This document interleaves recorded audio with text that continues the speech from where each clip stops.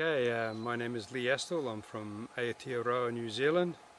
And my wife Donna and our young son Victor, and we have some older children, Fern and Amber, who don't come over here now as they've got adults lives to lead. We've been involved here at Waisale on Koro Island in the beautiful Fiji group for about 9 years since we brought our block over here. I first came to Fiji in 1966 as a young teenager, and thoroughly enjoyed that experience. And of course that was a long time ago, and things have changed a lot in the world since then. We didn't specifically come looking to buy land in Fiji. We were over here having a holiday as guests, and it had never occurred to us to buy land in Fiji, and we didn't even know that that was possible. But we found this little block of land in the subdivision at Dairy Bay. It's a bit smaller than most. It's half an acre, which is plenty for our purposes, and from our point of view it's very well positioned and meets our needs. We camped here for a couple of years while we made sure that we were heading in the right direction and that we really wanted to do what we've done, and so we have proceeded to build ourselves a small holiday cottage on our block of land.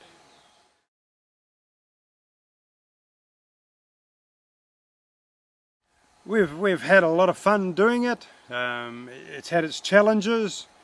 If you want to come to Fiji and have a full-on Western consumerist lifestyle, you can do that.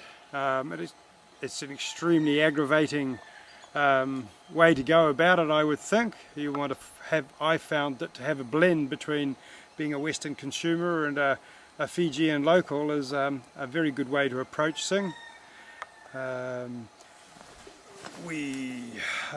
little cottage we built ourselves with hand tools. We chose to build it without power tools.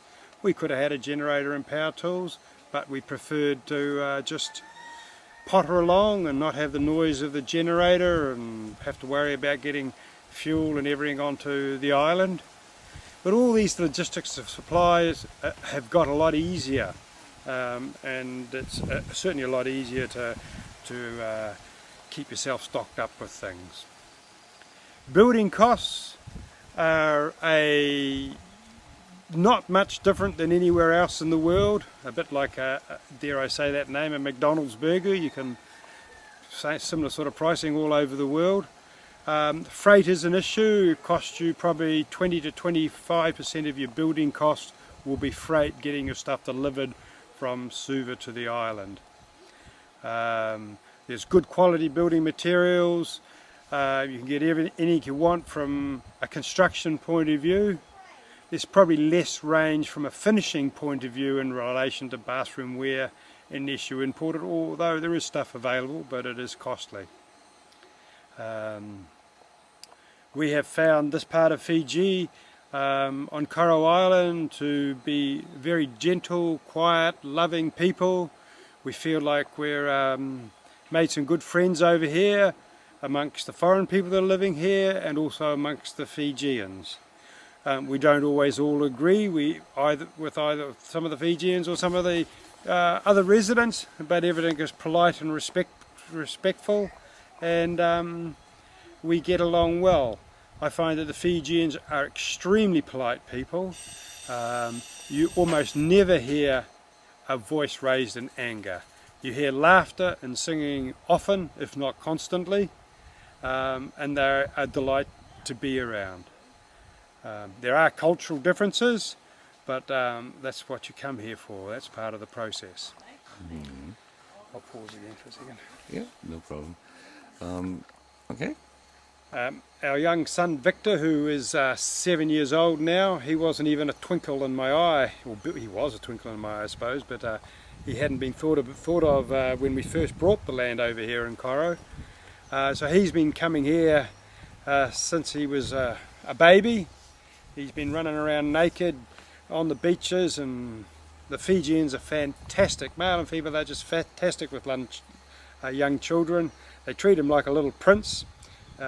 Even children on the other side of Ireland that never met him, who see him, all know who he is. So he's quite well known, and he's got Fijian friends over here, and we take him out of school in New Zealand for one school term, one semester, and we're homeschooling him, which has been an interesting process. I was a bit terrified of the process of homeschooling, but I found that I'm thoroughly enjoying it. It's added another dimension to my relationship with Victor, and I'm really impressed with how children learn and develop and how they improve day by day.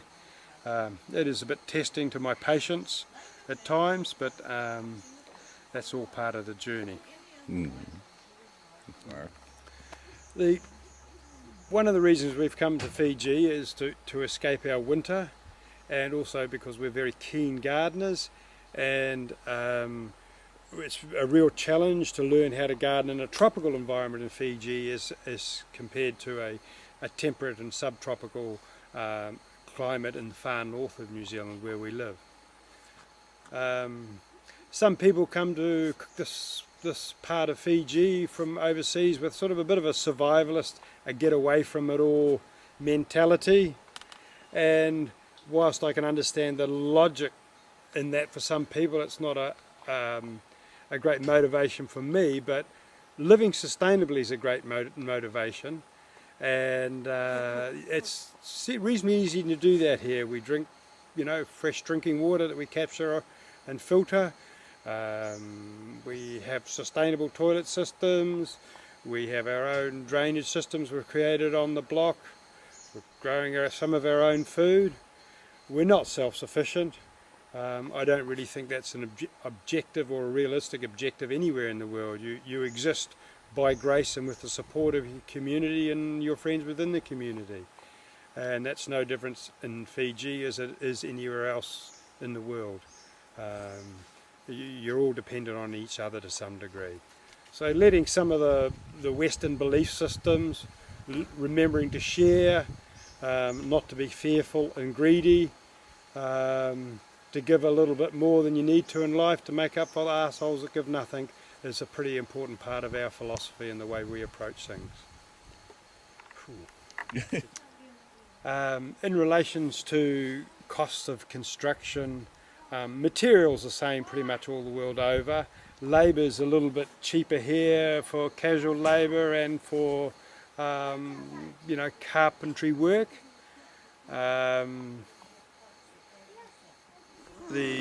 For us, we've built a very simple place, and to buy a small block of land over here and build a simple house like we've done, around about the $100,000 mark.